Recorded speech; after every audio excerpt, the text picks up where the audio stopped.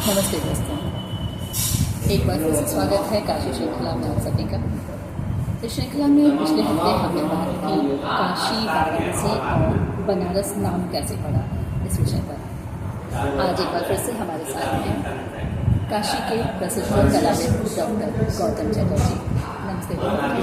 नमस्ते। आज हम बातें करेंगे काशी की कला के विषय में। कला, दर्शन और साहित्य। काशी के विषय में ऐसी सी बातें करेंगे जिन विषयों पर अभी तक लोगों ने चर्चा नहीं की है। काशी के बहुत से रहस्यों के बारे में आपको जानकारी मिलेगी। सबसे पहले हम शुरुआत करते हैं काशी की कला के विषय में। आप बहुत बहुत स्वागत है और हम चाहेंगे कुछ काशी और काशी की कला इसके विषय में कुछ विस्तार से आपका अभिनंदन जगदीश्वरी जी। पिछले एपिसोड में हम लोगों ने काशी पर बात की। जी। आपने पूछा था काशी के नाम, काशी, वाराणसी, बनारस, आनंद कानन। तो हमने ये चर्चा की थी ये नाम कैसे हुआ। उसको हमने बताया था कि जगदीश्वरी नाम कैसे आया। इसको मैंने ऋग्वेद से बताया था। अहम राष्ट्री हमने बोला था। और फिर मैंने बोला था कि ये सब हम लोग जो बोल रहे हैं इसकी देवी है सरस्वती। सरस्वती नाम कैसे आया। तो आपके प्रश्न का उत्तर देने में मैं ऐसे घूम के आया था, है ना।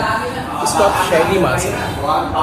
तो वैसे ही कला, काशी को कला की नगरी कहा जाता है। क्यों कहा जाता है, कला क्या है, इस पर भी मैं थोड़ा घूम के आता हूँ। इसको एक शैली के रूप में ले सकते हैं कि गालिब का एक शेर है, परतबे हूर से शबनम को फना होने की तालीम। से शबनम को फना तालीम। मैं भी एक हूँ इनायत नज़र होने तक। ठीक है। अब आप देखिएगा, ज़्यादातर हमारे जो दर्शक हैं उनको इसमें सिर्फ ये समझ में आया होगा जहाँ पर एक से हमने बोला और एक तक, बाकी शब्द जो है थोड़ा कठिन लगे। इसलिए क्योंकि ये उर्दू है, इसमें सब अरबी के शब्द हैं। तो अरबियन थोड़ा कठिन होता है, जो पर्शियन और गालिब के उसमें, इसीलिए लोगों को मुश्किल होता है। लेकिन अगर समझा दिया जाए तो आपको बहुत अच्छा लगेगा सबको।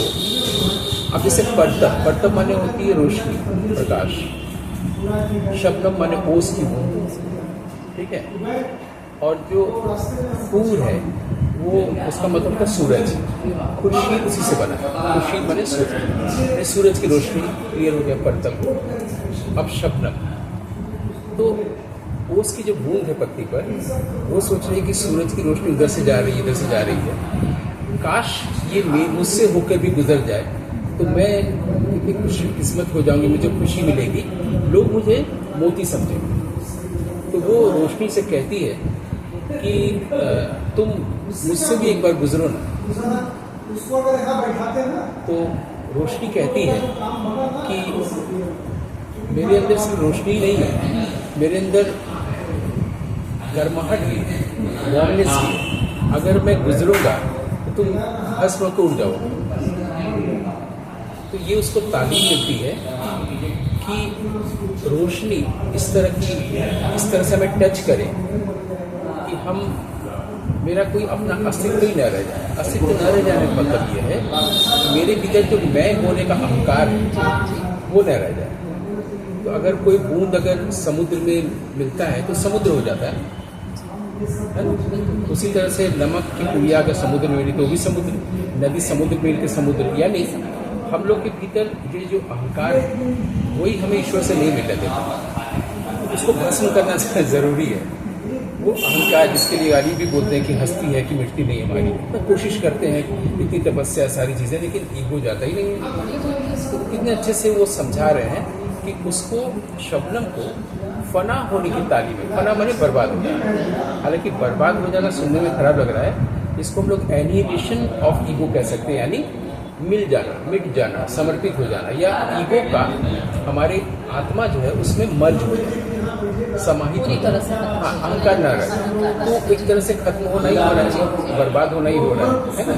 और ये शब्दों का इसकी उस शब्दों की ख्वाहिश भी हो जाती है जानने के बाद कि मैं हो जाऊँ, लेकिन मुझे मिल तो जाएगा, रोशनी मिल जाएगी, मैंने ऊपर वाला मिल जाएगा, ईश्वर मिल जाएगा, मालिक मिल जाएंगे।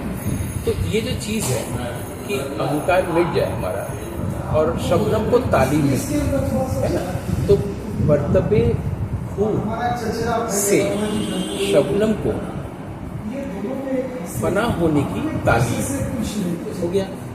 अब उसके बाद है कि मैं भी हूँ एक इनायत नज़र होने तक, मतलब मेरे ऊपर भी एक नज़र ऐसी रोशनी की पड़ जाए कि मेरा भी अहंकार मिटे, अच्छी बात है ना। तो मुझे ये अच्छा लगा, ये ऐसा जिंदगी के लिए, ऐसी जिंदगी के लिए जिसमें जब मैं था तब हरि नहीं, कभी सब कह रहे हैं काशी में, अब हरि है मैं नहीं, मैं मतलब अहंकार नहीं है, हरि है। इसी यही तो तपस्या है ना। ये थोड़ा सा आसान हो जाता है जब हम कला में जाते हैं, है ना। आपका प्रश्न अब आ गया तो कला में जाने का मतलब है कि हमारा अहंकार कम हो। ऐसा नहीं कि मैं कलाकार हूँ तो अहंकार और बढ़ जाए, ऐसा नहीं। इस बात को समझाने के लिए हमारे जो भी देवी देवता हैं ना, वो जो उसका जो रूप है उसमें हर चीज़ प्रतीक है। शिव के पास अगर चाँद है तो उसका प्रतीक है, धतुरा है तो उसका प्रतीक है, हर चीज़ का प्रतीक। तो वैसे ही हमारे यहाँ कला के जो देवता हैं, शिव का एक रूप लिया गया नटराज, है ना। आप देखिएगा नटराज का जो पाँव उठा हुआ है, अगर दाहिना पाँव उठा है तो वो आनंद तांडव है, बायां पाँव उठा है तो नटराज है। तो बायां पाँव जब उठा हुआ है नटराज का, तो दाहिना पाँव टिका हुआ है। तो दाहिना पाँव जो है वो किस पर टिका हुआ है? अब देखिएगा एक छोटे से बच्चे जैसा चीज़ बनाया गया होता है, उस बच्चे पर दाहिना पाँव टिका हुआ है। वो जो बच्चा है वो दरअसल बच्चा नहीं है, वो एक आदमी है जो बौना है, और वो बौना भी उसका नाम है अपस्मार। अपस्मार का मतलब होता है अज्ञान। तो अज्ञान को पैरों तले रखे हुए हैं नटराज, और तब वो कॉस्मिक डांस ऑफ शिवा, पूरे विश्व ब्रह्मांड में उनका डांस चल रहा है। ये नटराज कॉन्सेप्ट है। उसके पीछे जो आग के लपटे हैं सबका मतलब है, हाथ का मतलब है, इस हाथ का मतलब है, हर चीज़ का मतलब है। तो मैंने एक मतलब बताया गालिब से जोड़ के नटराज को कि अज्ञान को पैर के तले दबाया हुआ है, तब हमारे पास आनंद आ सकता है। और कला जो है, कला की जो निरुक्ति है, निरुक्ति हमारे एक शास्त्र है। वेद को पढ़ने से पहले, हमारे वेद माने ज्ञान, वेद माने कोई किताब नहीं, वेद को पढ़ने से पहले वेद के अंगों को पढ़ना अनिवार्य किया गया। वेद के 6 अंग हैं, इसमें 4 तो शब्द से जुड़े हुए, इसमें व्याकरण है, छंद है, निरुक्त है, शिक्षा है। तो उसमें एक है निरुक्त। निरुक्त का क्या मतलब होता है? हम कोई शब्द बोलेंगे आपको तुरंत दिख जाएगा। जैसे मैं कहूँगा पेड़, कान ने सुना आपको दिख गया पेड़। मैंने कहा कि हाथी, आपने सुना अब दिख गया, ठीक। मैंने कहा कि कभी क्रतु, अब आपको लगा क्रतु क्या है, यानी कान ने सुना लेकिन आपको दिखाई नहीं दिया। वो कान से ठीक से सुनाई दिया जाए तो आपको दिखाई देगा, उसके लिए निरुक्त शास्त्र। ये महर्षि व्यास ने पाणिनि ने जो व्याकरण बनाया उसके पहले निरुक्त शास्त्र बनाया। उसको जान लेने से आपको तुरंत दिख जाएगा, अच्छा ये जैसे पेड़ दिख गया, हाथी दिख गया। ये अंग्रेजी में भी इसको एटिमोलॉजी कहते हैं। तो जैसे कि हम लोग क्रिया पढ़ते हैं बचपन में, वर्ब पढ़ते हैं इंग्लिश में। वर्ब जैसे होता है कि खाना, आना, जाना, रोना, मुस्कुराना, इसको हम लोग कहते हैं to smile, to go, to laugh, या लाफिंग, स्माइलिंग, वॉकिंग, है ना। लेकिन ऐसे में अंग्रेजी का कोई शब्द अगर आप लेते हैं, जैसे इंटेलिजेंस, इसमें तो टू आया नहीं, क्योंकि इंटेलिजेंस मैंने आप किसी से पूछेंगे तुरंत बता देगा। इंटेलिजेंस माने बुद्धि, उसका बहुत बुद्धि अच्छी है तो इंटेलिजेंट है। लेकिन वर्ब नहीं आ रहा है ना, तो असली मतलब नहीं आ रहा। असली मतलब जानने के लिए आपको इसके रूट मीनिंग में जाना पड़ेगा। इसका एटिमोलॉजी कहते हैं, रूट मीनिंग कि कहाँ से आया, ग्रीक या लैटिन से, यानी वहाँ पर उसका वर्बल मीनिंग मिलेगा, क्रियापद अर्थ। तो इंटेलिजेंस का जब आप ग्रीक रूट पे जाते हैं तो मिलता है to read between the lines. जो 2 पंक्तियाँ लिखी हैं उनके बीच में जो लिखा हुआ नहीं है उसको जो पढ़ लेता है वो इंटेलिजेंट है। यानी आप जो कह रहे हैं और आप जो कहना चाहते हैं उसको भी मैं अगर पढ़ रीडिंग द माइंड, कोई गारंटी कितना अच्छा है। ऐसे एक शब्द अंग्रेजी में इल्यूशन, इल्यूशन मतलब लोग बोलते हैं भ्रम, है ना, लेकिन टू तो आया नहीं। फिर लैटिन रूट में जाते हैं तो पता चलता है इंटेलिजेंस माने होता है टू प्ले, टू आ गया खेलना। जब हम लोग जिंदगी से खेलते हैं तो भ्रम पैदा करते हैं। उसी तरीके से हमारे यहाँ संस्कृत में निरुक्त है। निरुक्त में, निरुक्त शास्त्र में हमारे यहाँ कला को कहा गया है क नाम सुखम, क के ऊपर विद्य कम, क नाम सुखम लाती इति कला। जो भी चीज़ हमें खुशी दे, आनंद दे, वो कला। बड़ा अच्छा, ठीक है।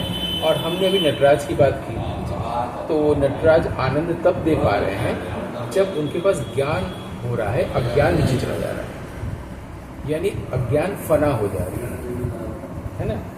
अब वो हमारे काशी में जब ये आनंद का आनंद था तो यहाँ पर नटराज की पूजा होती है, ऋषि मुनि नटराज की पूजा करते थे।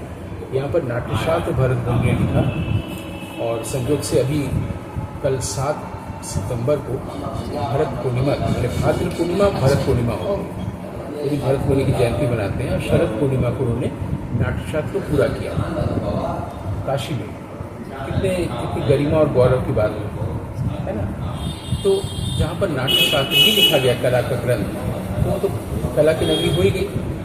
अब ये अलग बात है कि धीरे धीरे समय से हम इसको भूलते चले गए।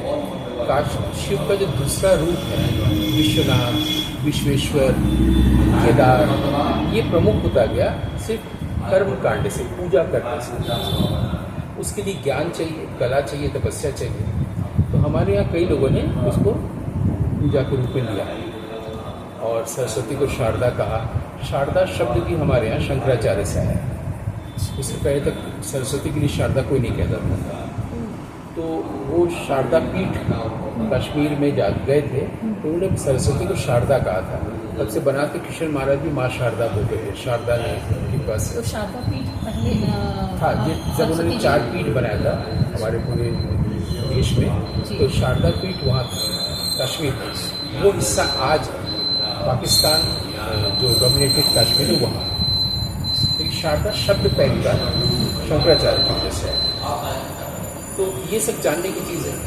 शंकराचार्य काशी में आए और उन्होंने काशी पंचकम लिखा, 5 कविताएं लिखी, जिसमें उन्होंने कहा कि हमारे भीतर जो हमारे होने का बोध है, ये जो बोध स्वरूपम है वो काशी है, और उसमें जो शांति है वो मणिकर्णिका है, और उसमें जो ज्ञान की धारा बह रही है वो गंगा है। काशी में आके शंकराचार्य ने कहा मुझे यही सही लगता है। काशी इसीलिए कोई भौगोलिक क्षेत्र नहीं है, वाराणसी है। भौगोलिक क्षेत्र के लिए भी मैंने शायद पिछली बार उल्लेख किया था कि फर्ग्यूसन नाम के इतिहासकार ने ऐसा ढूंढा था कि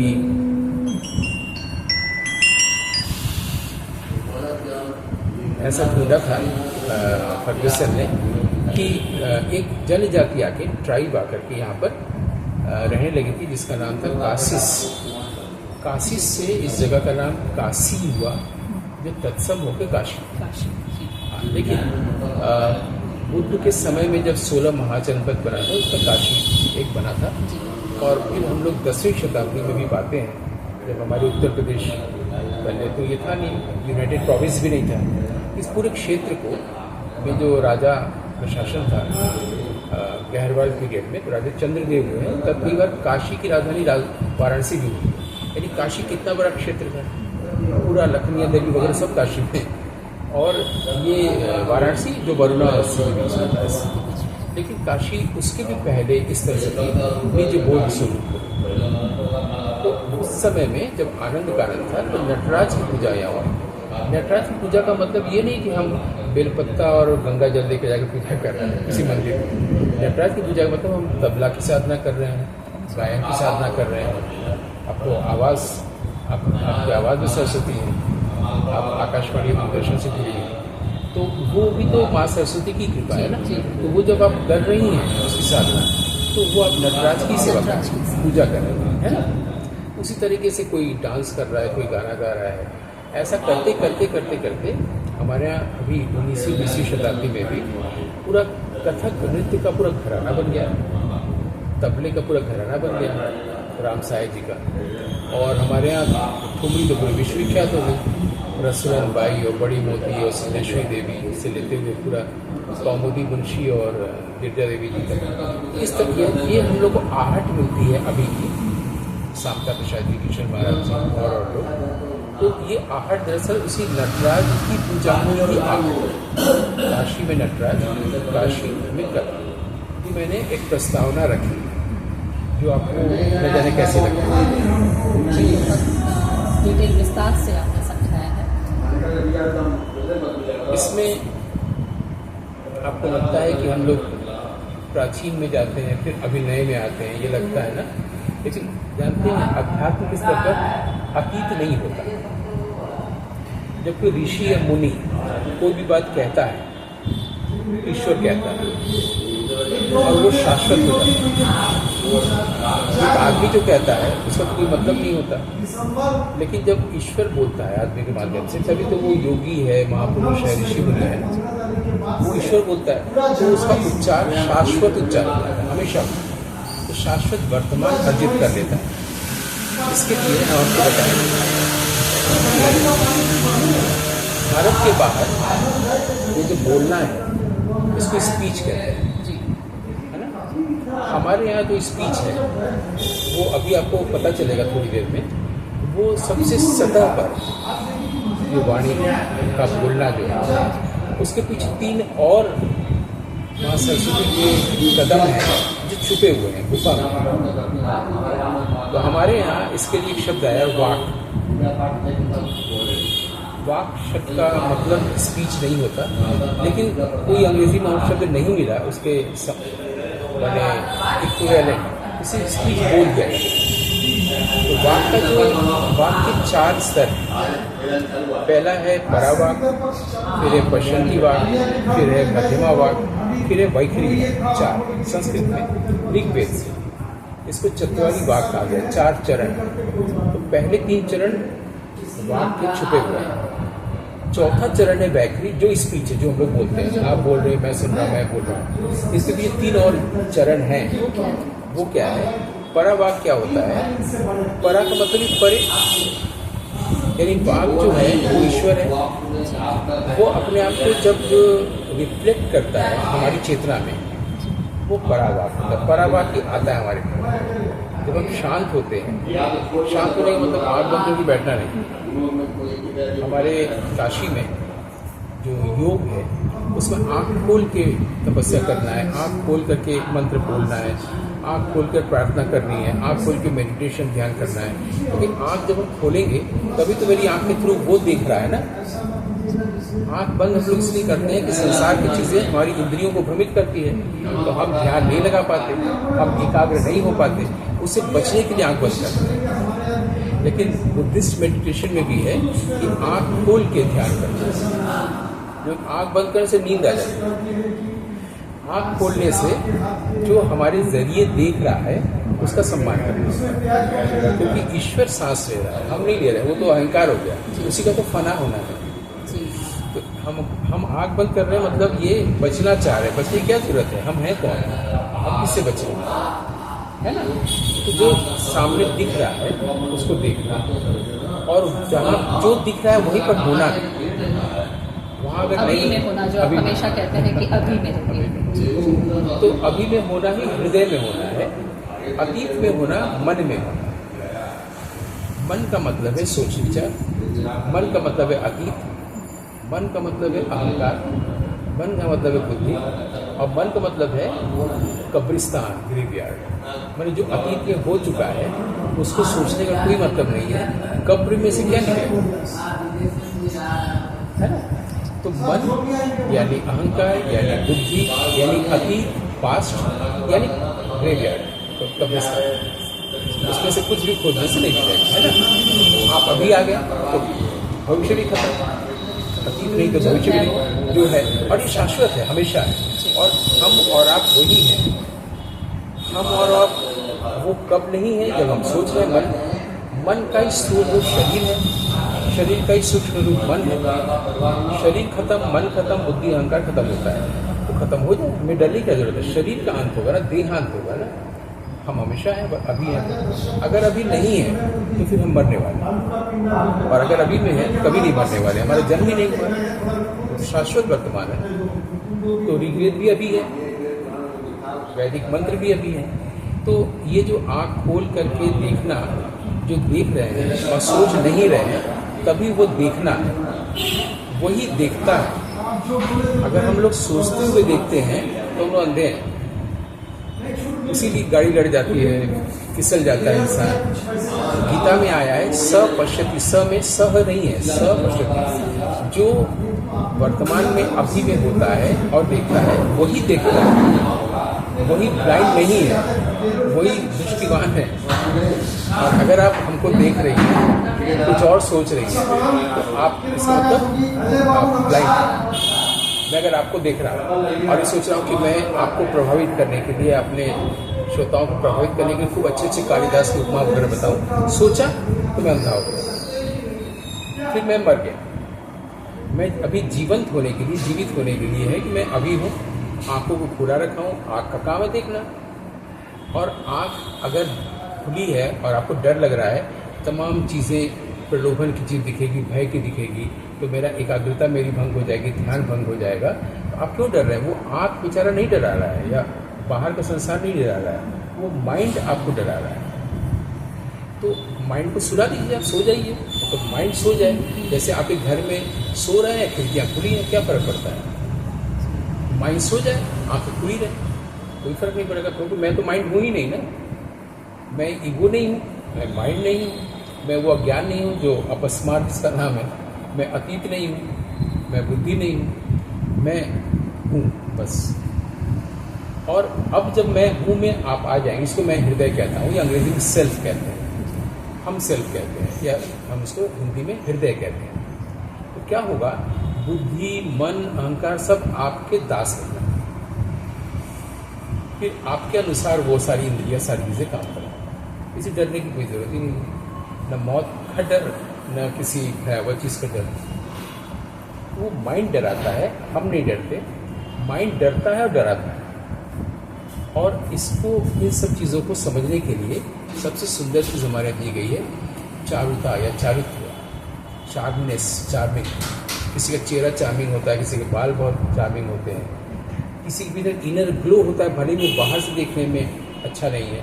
कई बार कुछ घरों में छोटी सी बच्ची होती है, वो तमाम काम कर रही होती है, देखने में बिल्कुल साधारण होती है, लेकिन वो हंसमुख होती है, सब लोग उसे पसंद करते हैं, है ना। उसके अंदर की चार्मनेस, इनर ग्लो, इनर ब्यूटी, वो जो चारित्र्य है, वो कला का एक प्रथम अंग है, मैंने सौंदर्य। अच्छा, इसे भी आपने कला से जोड़ा? हाँ। तो हमेशा कलाकार को सौंदर्य की रचना करनी है, और सौंदर्य की रचना करने से आपकी कला मिट्टी बनती है, यानी आर्टिस्ट्री बनती है। फिर आपको ये नहीं सोचना पड़ता कि मैं जो बात कहने के लिए पेंटिंग बना रहा हूँ, या ड्रामा कर रहा हूँ, या फिल्म लिख रहा हूँ, वो बात कन्वे हो रही है। तो रूस में एक बहुत बड़े लेखक हुए हैं, दोस्तोयेवस्की।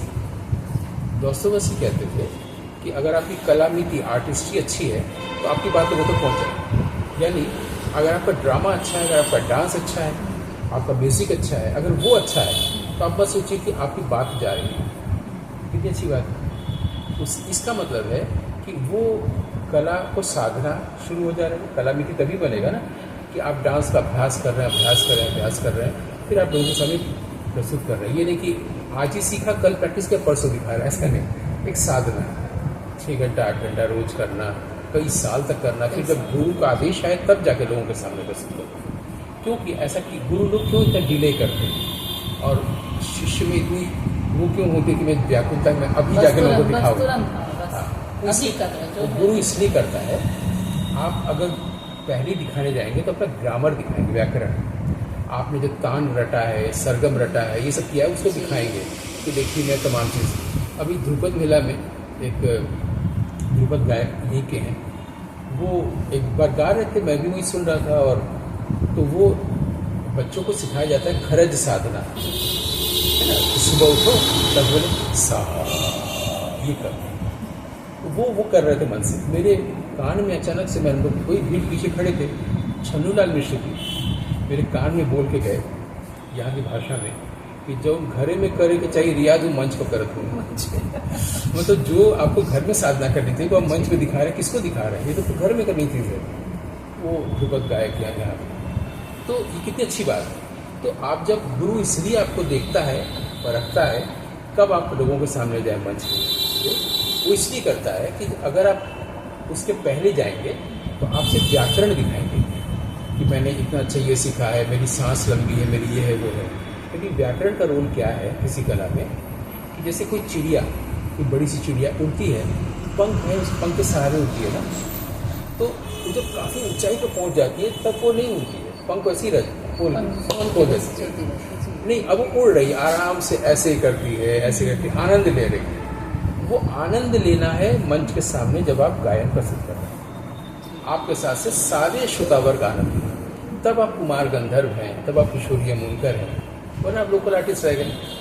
तो आपका व्याकरण उतना है कि जो आपको ऊंचाई तक ले जाए, वहाँ जाके आपको पंख की जरूरत नहीं है, यानी व्याकरण की जरूरत नहीं रहेगी। यहाँ पर इस जगह पर मैं इसको इस तरह से विराम देना चाहूँगा, क्योंकि भारतीय परंपरा में अंत नहीं होता, विराम होता है, विश्राम होता है। वैसे मैंने ऑब्जर्व किया है कि जब कोई चिड़िया जिसके पंख होते हैं, कभी तो पक्षी है या ख का मतलब आकाश होता है, अब ग माने गमन, आकाश के गमन करने वाले, इसलिए खग भी बोला गया खग। अब ग का मतलब होता है, क का मतलब शिव, ख का मतलब आकाश। ये हमारे यहाँ भारतीय शास्त्र ऐसे ही है। तो मैं देख रहा था कि चिड़िया जब मेरे गेट के ऊपर से चल रही है, तो कई बार चिड़िया चलेगी भी तो भाई हमेशा उड़ेगी क्यों, मुझे थक जाएगी। तो वो जब चल रही है, जब भी उसका बैलेंस बिगड़ रहा है, ठीक उसी से उसका पंख हल्का सा उसका सपोर्ट कर रहा है, मतलब उसको कुछ करना नहीं पड़ रहा है। क्योंकि सबसे बड़ा पावर हम लोग का वो होता है जब हम लोग बिना एफर्ट के कुछ करते हैं, वो पावर है। और वो माँ सरस्वती की आराधना से होता है। इसी को हमारे अग्नि का रूप कहा गया है। जो हमने कहा ना कवि क्रतु, क्रतु का मतलब होता है वो मैजिकल पावर, कि magical power to do nothing, to be alone. आदमी अकेले नहीं रह पाता है। जो शक्तिशाली होता है अकेले रहता है, जो शक्तिशाली होता है वो शांत रहता है। ये नहीं कि अभी फेसबुक देखे तो अभी ये करे, चलो फ़ोन करें, यानी शक्ति नहीं है इसके। जो शक्तिशाली होता है कवि मतलब बुद्धिमान, कवि मैंने कविता लिखने वाला है। तो अग्नि की ये नाम है, अग्नि के गुण है कि जब आप अग्नि के साथ यज्ञ करते हैं तो वो आपको मैजिकल पावर देता है देवता तक पहुंचाने का, और आप शांत हो सकें, अकेले हो सकें और एफर्ट ना हो। तो चिड़िया कोई एफर्ट नहीं है, लेकिन चिड़िया चलते चलते जैसे थोड़ा बैलेंस बिगड़ा तुरंत पंख उसको सपोर्ट कर रहा है तो वो उड़ लेगी।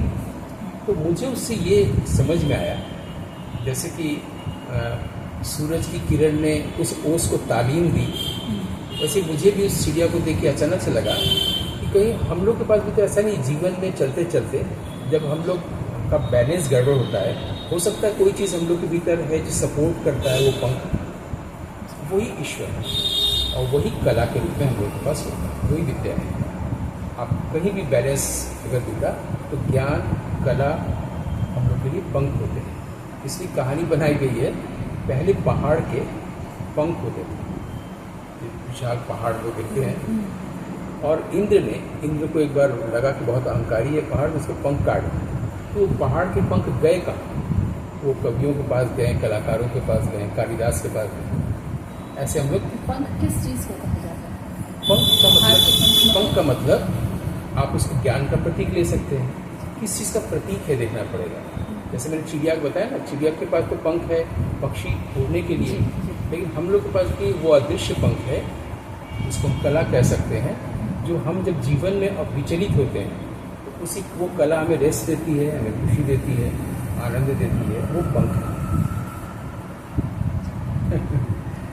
बहुत सारी बातें हुई आपसे, काशी के विषय में भी, कला के विषय में भी, उसके अलावा भी आपने बहुत सारी चीज़ें समझाई। और अगली बात अब हम कोशिश करेंगे कि हम काशी के कुछ विख्यात कलाकारों के विषय में बात करेंगे, अगर हम बता पाएंगे। जी। आज के लिए विदा देते हैं। आपका अभिनंदन, आपने इतना अच्छा कार्यक्रम आरंभ किया है। ये पॉडकास्ट अच्छा है और आप अच्छे से पेश कर रही हैं, अच्छा है।